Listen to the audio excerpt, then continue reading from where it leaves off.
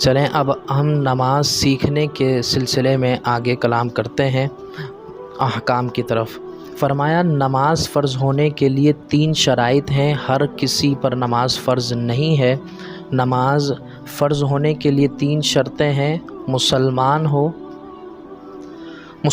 ہو یعنی کافر پر نماز فرض نہیں، اسی طرح عاقل ہو، غیر عاقل اور مجنون اسی طرح بچوں پر بھی نماز فرض نہیں، اسی طرح بالغ ہو، غیر بالغ پر بھی نماز فرض نہیں۔ اب اس میں مرد و عورت سب شامل ہیں جس میں یہ 3 شرائط پائی جائیں کہ وہ مسلمان ہو اور عاقل اور بالغ ہو، تو جن میں یہ 3 شرائط پائی جائیں گی تو ان پر نماز فرض ہے۔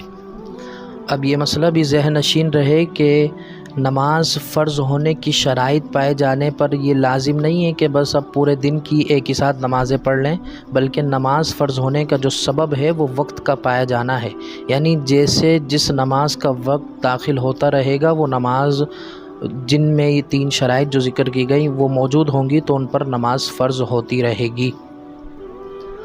اب ہم نماز کی شرائط کی طرف آتے ہیں کہ نماز کی کتنی شرائط ہیں۔ سب سے پہلے یہ یاد رکھیں کہ شرائط وہ چیزیں جو نماز سے پہلے کرنا لازم ہے، ان کو کیے بغیر ہم نماز شروع ہی نہیں کر سکتے، یعنی آسان لفظوں میں یہ سمجھیں کہ وہ کام جو نماز سے پہلے کرنا لازم ہے نماز شروع کرنے کے لیے، تو وہ کون سے کام ہیں؟ نمبر 1 طہارت، نمبر 2 ستر عورت، نمبر 3 استقبال قبلہ، نمبر 4 وقت، نمبر 5 نیت، اور نمبر 6 تکبیر تحریمہ۔ آج کی کلاس میں ہم صرف ابتدائی 3 نماز کی شرائط پر کلام کریں گے۔ سب سے پہلے طہارت کسے کہتے ہیں؟ طہارت سے مراد کیا ہے؟ طہارت سے مراد یہ ہے کہ نمازی کا بدن، لباس اور جس جگہ نماز پڑھنی ہے اس جگہ کا ہر قسم کی نجاست سے پاک ہونا ضروری ہے۔ نجاست کی بنیادی طور پر 2 قسمیں ہیں، نجاست حقیقیہ اور نجاست حکمیہ۔ نجاست حقیقیہ وہ نجاست ہے جو نظر آئے، اور نجاست حکمیہ وہ نجاست ہے جو نظر نہ آئے۔ نجاست حقیقیہ کی کتنی اقسام ہیں؟ تو نجاست حقیقیہ کی مزید 2 اقسام ہیں، نجاست غلیظہ اور نجاست خفیفہ۔ نجاست غلیظہ کسے کہتے ہیں؟ تو نجاست غلیظہ وہ نجاست ہے جس کے بارے میں وارد نص کے مقابلے میں کوئی نص موجود نہ ہو، وہ نجاست غلیظہ کہلاتی ہے، اور اس کا آسان جو معنی بیان کیا جاتا ہے کہ نجاست غلیظہ اس نجاست کو کہتے ہیں جس کا حکم سخت ہو۔ اسی طرح نجاست خفیفہ وہ نجاست ہے جس کے بارے میں وارد نص کے مقابلے میں دوسری نص موجود ہو، یہ نجاست خفیفہ کہلاتی ہے، اور اس کو اس طرح بھی بیان کیا جاتا ہے کہ نجاست خفیفہ وہ نجاست جس کا حکم ہلکا ہو۔ اب یہ سمجھتے ہیں کہ نجاست حقیقیہ میں جو نجاست غلیظہ ہے یہ کون سی چیزیں ہیں اور نجاست خفیفہ ہے یہ کون سی چیزیں ہیں۔ نجاست غلیظہ یہ چیزیں ہیں، نمبر 1 انسان کے بدن سے جو ایسی چیزیں نکلیں کہ ان کے نکلنے سے غسل یا وضو واجب ہو جائے، یہ نجاست غلیظہ ہیں۔ مثال کے طور پر پاخانہ، پیشاب، بہتا خون، پیپ، منہ بھر، الٹی، حیض و نفاس و استحاضے کا خون، منی، مزی، ودی وغیرہ۔ اسی طرح دختی آنکھ سے جو پانی نکلے یہ بھی نجاست غلیظہ ہے۔ اسی طرح خشکی کے ہر جانور کا بہتا خون یہ نجاست غلیظہ ہے۔ مردار کا گوشت اور چربی نجاست غلیظہ ہے۔ حرام چوپائے جیسے کتا، شیر، لومڑی، بلی، چوہا، گدھا، خچر، ہاتھی، سور کا پاخانہ اور پیشاب یہ سب نجاست غلیظہ ہیں۔ نجاست غلیظہ اگر کپڑے یا بدن پر لگ جائے تو اس کا حکم یہ ہے کہ اگر درہم سے زیادہ لگ جائے نجاست غلیظہ تو اس کا پاک کرنا فرض ہے، بغیر پاک کیے نماز نہیں ہوگی، اور اگر درہم کے برابر نجاست غلیظہ لگ جائے تو اس کا پاک کرنا واجب ہے، بغیر پاک کے نماز پڑھی تو نماز مکروہ تحریمی ہوگی، یعنی اس کا اعادہ یعنی دوبارہ پڑھنا واجب ہوگا۔ اسی طرح اگر نجاست غلیظہ درہم سے کم لگے تو اس کا پاک کرنا سنت ہے، اگر بغیر پاک کیے نماز پڑھی تو نماز خلاف سنت ہوئی، اس کو دہرانا بہتر ہے، مگر البتہ نماز ہو گئی ہے۔ درہم سے کیا مراد ہے؟ تو درہم سے یہاں مراد ہے کہ اگر نجاست گاڑی ہو جیسے پاخانہ، لید، گوبر وغیرہ، تو یہاں پر وزن کا اعتبار ہوگا اور اس کا وزن 4.5 ماشا ہے۔ اسی طرح اگر نجاست پتلی ہو جیسے پیشاب، شراب وغیرہ، تو اس میں اب نجاست کی مقدار کا اعتبار ہوگا، اور اس کی مقدار علماء کرام یہ بیان فرماتے ہیں کہ اپنے ہاتھ کی ہتھیلی کو خوب پھیلا لیں اور اس پر آہستہ سے پانی ڈالیں۔ اب جتنا پانی ہاتھ کی ہتھیلی کی گولائی پر رک جائے کہ مزید ڈالنے پر وہ پانی ہاتھ کی ہتھیلی کی گولائی پر نہ رکے، تو جتنا پانی اب اس پر آیا، جتنا پانی کا پھیلاؤ ہے، تو اتنا بڑا درہم سمجھا جائے گا۔ اسی طرح نجاست خفیفہ کون سی چیزیں ہیں؟ تو نجاست خفیفہ یہ چیزیں ہیں، نمبر 1، جن جانوروں کا گوشت حلال ہے جیسے گائیں، بیل، بھینس، بکری، اونٹ وغیرہ، تو ان کا پیشاب نجاست خفیفہ ہے۔ اسی طرح گھوڑے کا پیشاب بھی نجاست خفیفہ ہے۔ اور جن پرندے کا گوشت حرام ہے، خواہ وہ شکاری ہوں یا نہ ہوں، جیسے کوا، چیل، شکرا، باز، تو ان کی جو بیٹ ہے یہ نجاست خفیفہ ہے۔ اور نجاست خفیفہ کا حکم یہ ہے کہ اگر یہ کپڑے یا بدن کے جس حصے میں لگے، اگر اس کی چوتھائی سے کم ہے، مثلا دامن میں لگی ہے تو دامن کی چوتھائی سے کم، اسی طرح آستین میں لگے تو آستین کی چوتھائی سے کم، اگر چوتھائی سے کم لگی ہے تو معاف ہے کہ اگر اتنی چوتھائی سے کم لگی ہو اور نماز پڑھی تو نماز ہو جائے گی، اور اگر پوری چوتھائی یا چوتھائی سے زیادہ لگی ہو تو اب بغیر دھوئے نماز نہیں ہوگی۔ چوتھائی سے کیا مراد ہے؟ چوتھائی سے مراد یہ ہے کہ اگر دامن پر لگی ہے تو دامن کے 4 حصے کریں۔ اب اگر 4 حصے میں سے ایک حصے پر لگی ہو تو یہ چوتھائی حصہ بنتا ہے، اور اتنی مقدار کے برابر اگر لگی ہو تو نماز نہیں ہوگی، یا اس سے زیادہ ہو تو بھی بغیر دھوئے نماز نہیں ہوگی۔ ہاں دھو لیں گے تو اب نماز ہو جائے گی۔ تو یہ نجاست حقیقیہ مکمل ہوئی۔ اب نجاست حکمیہ اور اس کی تفصیل سمجھتے ہیں۔ نجاست حکمیہ آپ کو بیان کیا گیا ہے کہ نجاست حکمیہ وہ نجاست ہے جو نظر نہیں آتی، جسے شریعت نجاست قرار دیتی ہے۔ اس کی بھی 2 قسمیں ہیں، حدث اصغر اور حدث اکبر۔ حدث اصغر یعنی بے وضو ہونا، اور حدث اکبر یعنی بے غسل ہونا، اور ان سے پاکی حاصل کرنے کو طہارت صغریٰ اور طہارت کبریٰ کہا جاتا ہے۔ سب سے پہلے ہم حدث اصغر یعنی بے وضو ہونا پڑھتے ہیں اور اس کے ضمن میں وضو کے مسائل انشاءاللہ۔ وضو کے 4 فرائض ہیں۔ نمبر 1 چہرہ دھونا، نمبر 2 دونوں ہاتھوں کا کونیوں سمیت دھونا، نمبر 3 چوتھائی سر کا مسح کرنا، اور نمبر 4 دونوں پاؤں کا ٹخنوں سمیت دھونا۔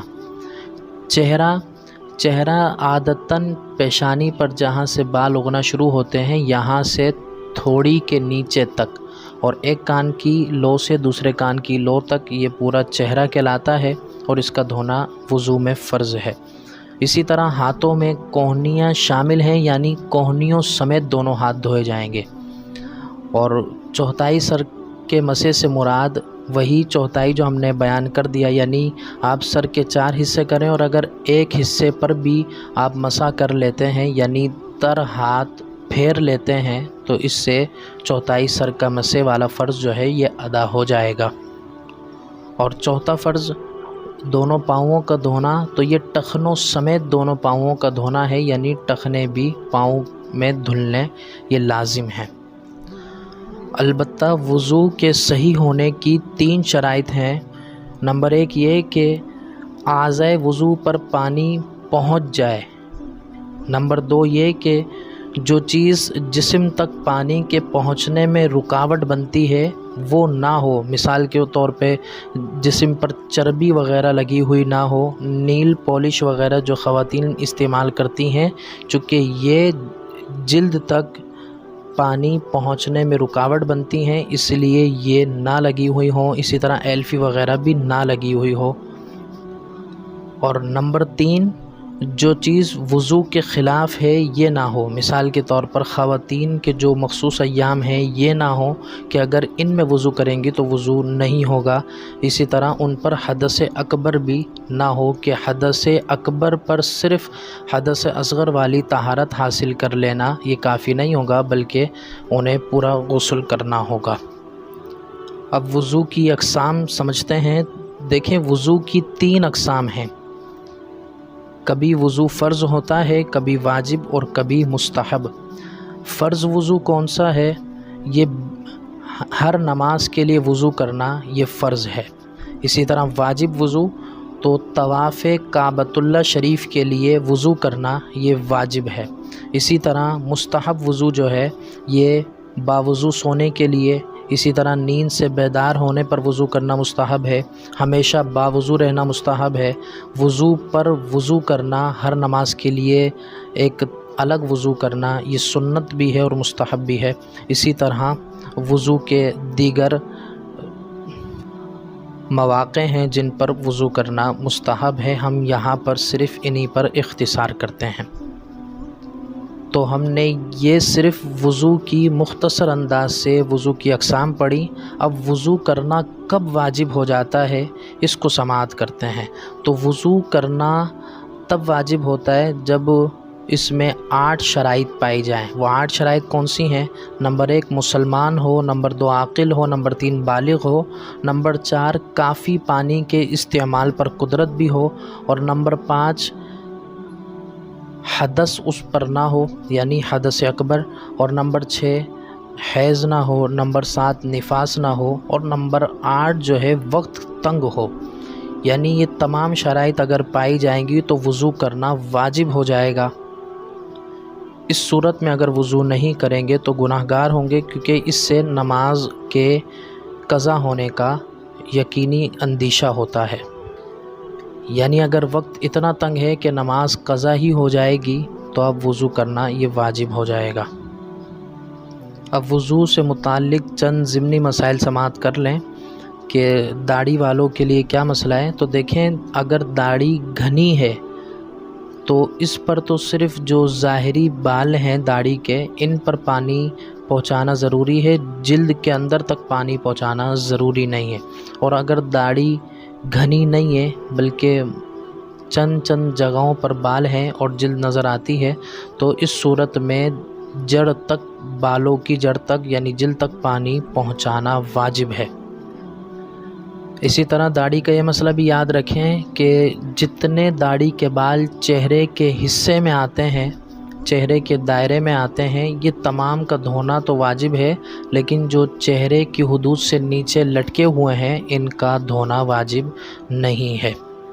اسی طرح بعض احباب انگوٹھی پہنتے ہیں، تو دیکھیں اگر وہ انگوٹھی انگلی سے بالکل فکس ہو، تنگ ہو انگوٹھی، تو اس کو حرکت دینا یہ ضروری ہے تاکہ انگوٹھی کے نیچے والی جو جلد ہے اس پر پانی بہہ جائے۔ اب ہم نواقض وضو سمجھتے ہیں، یعنی نواقض وضو وہ چیزیں جو وضو کو توڑ دیتی ہیں، ان کو سمجھتے ہیں۔ نمبر 1 پاخانہ، پیشاب اور ودی، مزی، منی یہ مرد کے آگے یا پیچھے سے نکلے تو اس سے وضو ٹوٹ جاتا ہے۔ اسی طرح ہوا خارج ہونے سے بھی وضو ٹوٹ جاتا ہے۔ اسی طرح شرمگاہ کے علاوہ جسم کے کسی بھی حصے سے بہتے ہوئے نجاست نکلے تو اس سے بھی وضو ٹوٹ جاتا ہے۔ کھانے، پانی یا صفرا یعنی کڑوے پانی کی منہ بھر الٹی آنے سے بھی وضو ٹوٹ جاتا ہے۔ منہ بھر کے یہ معنی ہے کہ اسے بغیر تکلف نہ روکا جا سکے، اسے منہ بھر کے یعنی منہ بھر الٹی کہتے ہیں۔ اگر منہ سے خون نکلا اور خون تھوک پر غالب ہے تو وضو ٹوٹ جائے گا، اور اگر تھوک پر خون غالب نہیں ہے تو وضو نہیں ٹوٹے گا، اور خون کے غلبے کی علامت یہ ہے کہ جب وہ تھوکے تو خون کا جو رنگ ہے وہ سرخ آئے، اگر سفید آئے تو اس صورت میں خون پر تھوک غالب ہے، جبھی وہ رنگت میں سفید ہے۔ اسی طرح اگر وہ سرخ آئے یعنی لال رنگ کا آئے تو اس کا مطلب یہ ہے کہ تھوک پر خون غالب ہے۔ اسی طرح بے ہوشی سے، جنون سے، نشے سے وضو ٹوٹ جاتا ہے، اور بالغ اگر رکوع و سجود والی نماز میں جاگتے ہوئے قہقہ لگائے یعنی اتنے زور سے ہنسے کہ ساتھ والے نمازیوں تک آواز پہنچے تو اس صورت میں اس سے بھی وضو ٹوٹ جاتا ہے۔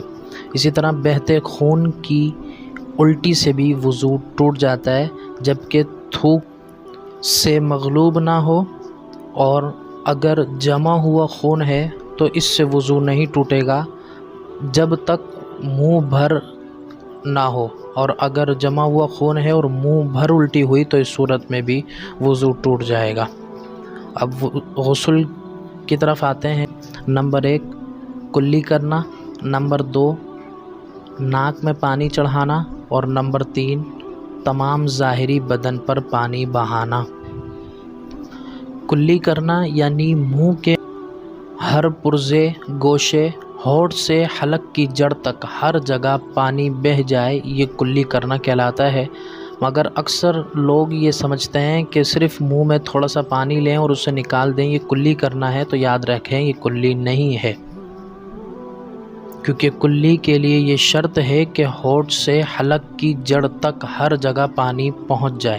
اگر زبان کی جڑ اور حلق کے کنارے تک پانی نہ پہنچے تو اس صورت میں غسل نہیں ہوگا، اور اس طرح غسل کرنے سے نماز پڑھنا بھی جائز نہیں ہوگا، اس پر توجہ دینی چاہیے۔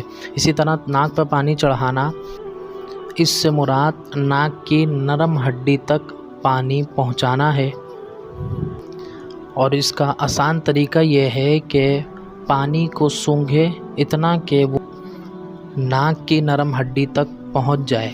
اس میں یہ یاد رکھیں کہ اگر ناک کے اندر ریٹھ وغیرہ سوکھ گئی ہے تو اس کو نکالنا فرض ہے، اور ناک کے جتنا بھی حصہ ہے یہ بالکل جو ہے گیلے ہونے سے رہ نہ جائے، تمام حصے پر پانی پہنچ جائے، اور ناک کے جو بال ہیں ان پر بھی پانی پہنچانا، انہیں بھی دھونا فرض ہے۔ اسی طرح تمام ظاہری بدن پر پانی بہانا یعنی سر کے بالوں سے پاؤں کے تلووں تک جسم کے ہر گوشے اور پرزے پر پانی پہنچانا، یہ فرض ہے۔ غسل کرنا کب واجب ہوتا ہے، اس کی بھی وہی 8 شرائط ہوں گی جو ہم نے وضو کے واجب ہونے کے ضمن میں بیان کی ہیں، اور اس میں سب سے اہم یہی ہے کہ اگر اتنا وقت تنگ ہے کہ اب بھی اگر غسل میں تاخیر کرے گا تو نماز قضا ہو سکتی ہے، تو اس صورت میں غسل فرض ہو جائے گا۔ غسل فرض ہونے پر فوراً کرنا واجب نہیں ہے، بلکہ غسل کے واجب ہونے کے لیے یہ 8 شرائط کا پایا جانا ضروری ہے، جو کہ ہم نے وضو کے واجب ہونے کی شرائط کے ضمن میں بیان کر دیا ہے۔ یعنی وہ چیزیں جن سے غسل فرض ہو جاتا ہے وہ کون کون سے اسباب ہیں۔ تو اس کا سب سے پہلا جو غسل واجب ہونے کا سبب ہے وہ منی کا اپنی جگہ سے شہوت کے ساتھ جدا ہونا، یہ ایک سبب ہے۔ اسی طرح سوتے ہوئے احتلام ہو جانا، یہ ایک سبب ہے غسل واجب ہونے کا۔ اسی طرح وطی کرنے سے بھی غسل واجب ہو جاتا ہے، اور خواتین کے لیے حیض و نفاس سے فارغ ہونے پر، یعنی اگر ان کے حیض کے ایام ختم ہو گئے تو اب ان پر غسل واجب ہو جائے گا۔ اسی طرح نفاس کے ایام ختم ہو جائیں تو ان پر بھی غسل واجب ہو جاتا ہے۔ یہ چند اسباب تھے غسل کے واجب ہونے کے جو ہم نے بیان کیے۔ اب مختصر تیمم کا بیان سماعت کرتے ہیں۔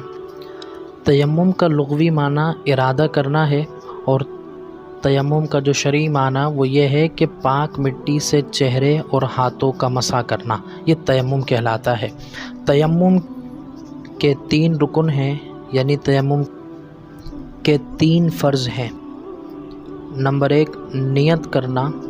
नियत में याद रहे कि नमाज के लिए तयम्मुम के सही होने के लिए 3 में से एक शर्त का पाया जाना ज़रूरी है।